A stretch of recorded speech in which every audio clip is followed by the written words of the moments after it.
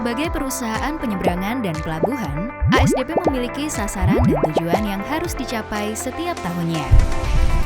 Untuk mendukung pencapaian sasaran, setiap perusahaan perlu menjalankan pengendalian internal sebagai proses untuk memastikan efektivitas dan efisiensi dari pelaksanaan proses bisnis. Pengendalian internal yang efektif akan membantu perusahaan dalam memastikan segala aktivitas perusahaan sesuai dengan hukum dan peraturan yang berlaku, meningkatkan efisiensi dan mencegah adanya pemborosan pengelolaan sumber daya perusahaan, menjaga aset perusahaan, serta menjamin keamanan operasional perusahaan.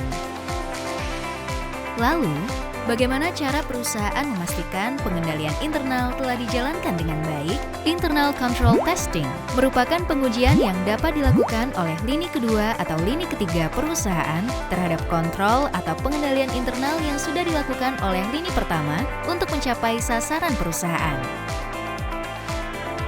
Internal Control Testing dilakukan sebagai upaya untuk mengetahui apakah proses pengendalian internal sudah berjalan dan berfungsi dengan baik, sekaligus menentukan langkah perbaikan dan peningkatan pada pengendalian internal agar sasaran dan tujuan perusahaan tercapai.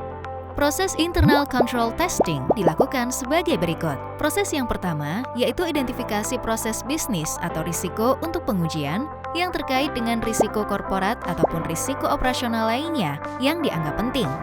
Langkah berikutnya yaitu mengidentifikasi dan memilih pengendalian pada proses bisnis atau risiko terpilih yang akan dilakukan pengujian.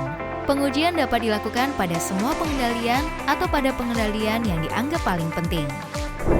Kemudian, akan dilakukan pengujian pada pengendalian terpilih dengan memilih metode pengujian dan menjalankan prosedur serta langkah-langkah sesuai metode pengujian yang terpilih.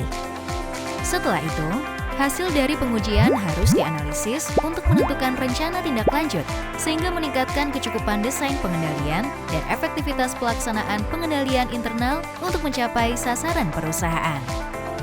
Hasil dari pelaksanaan internal control testing wajib untuk dilaporkan kepada manajemen dan Kementerian BUMN setiap setahun sekali pada tanggal 31 Juli. Setelah melakukan pengujian dan pelaporan, ASDP wajib melakukan monitoring status tindak lanjut pada pengendalian internal yang ada. Dengan demikian, kegiatan operasional ASDP bisa berjalan dengan optimal sehingga tujuan dan sasaran yang direncanakan dapat tercapai.